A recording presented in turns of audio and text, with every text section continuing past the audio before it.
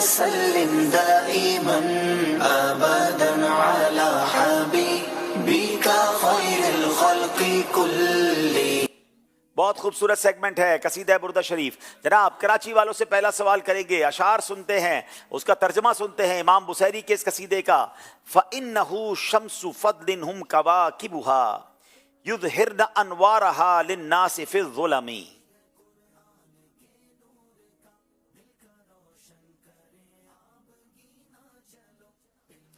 نبی کریم صلی اللہ تعالیٰ علیہ وآلہ وسلم آفتاب کمال ہیں اور تمام انبیاء کرام علیہم الصلوۃ والسلام ستاروں کے مانند ہیں اور اہل دنیا پر ظلمت میں ہدایت کو ظاہر کرنے والے. کیا بات ہے. نبی پاک جو ہیں وہ آفتاب کمال ہیں, دیگر انبیاء ستاروں کی مثل ہیں جو اہل دنیا پر ظلمت میں ہدایت اور روشنی کو ظاہر کرتے ہیں. نبی پاک کی شان بھی نرالی, نبیوں کی شان بھی نرالی. کیا خوبصورت بات لکھتے ہیں امام بصیری. فَإِنَّهُ شَمْسُ فَضْلٍ هُمْ كَوَاكِبُهَا يُظْهِرْنَ أَنْوَارَهَا لِلنَّاسِ فِي الظُّلَمِ. فَإِنَّهُ شَمْسُ فَضْلٍ هُمْ كَوَاكِبُهَا يُظْهِرْنَ أَنْوَارَهَا لِلنَّاسِ فِي الظُّلَمِ. مولاي أبدا على حبيبك خير الخلق كلهم.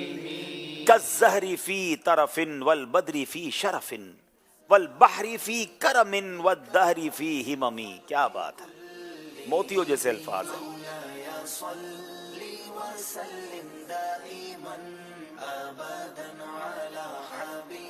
شعر دوبارہ پڑھیے گا.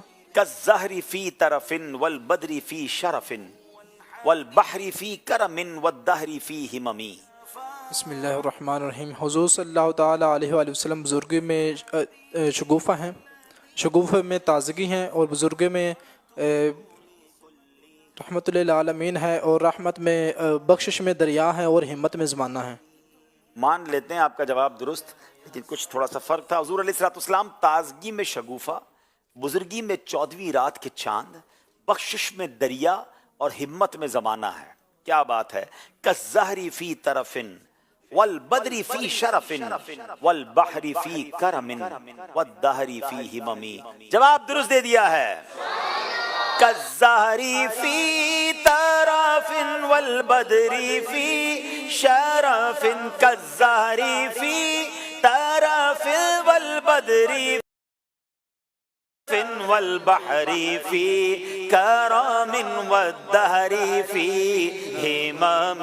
مولاي صل وسلم دائما ابدا على حبيبك خير الخلق كلهم. یا اکرم الخلق ما لمن الوذ به سواك عند حلول الحادث العمم.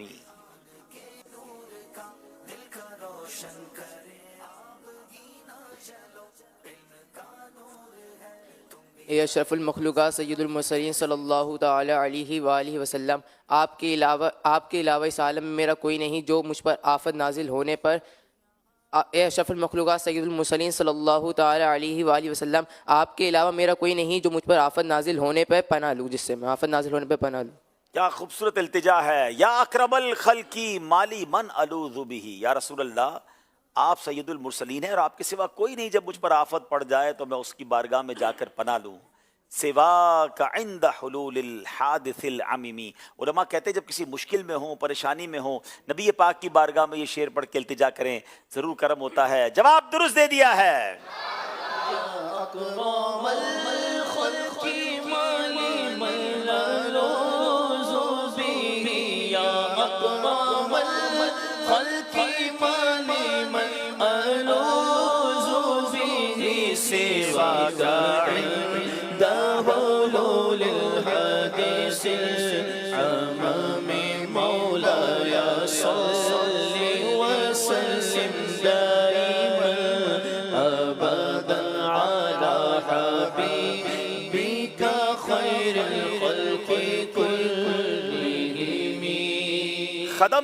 خدمته بمدیح استقیل به ذنوب عمر مدا فی الشعر والخدم.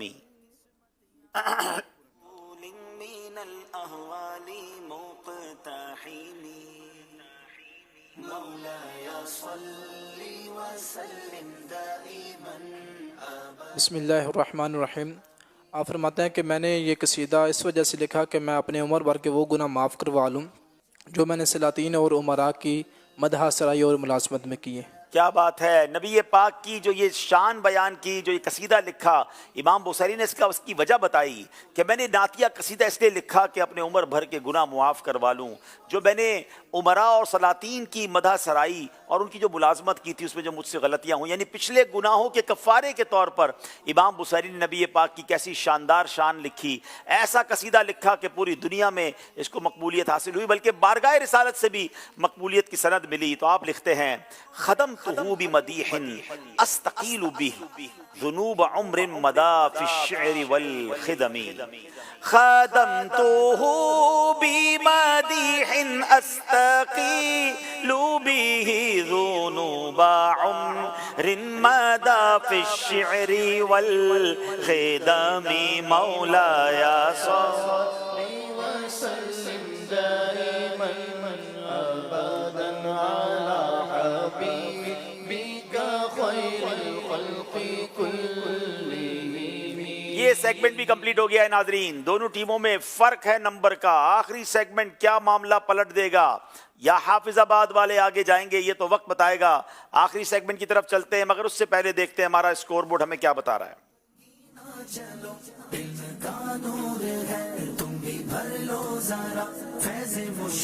42 نمبر ہے حافظ آباد کے, 36 نمبر ہے کراچی والوں کے. آخری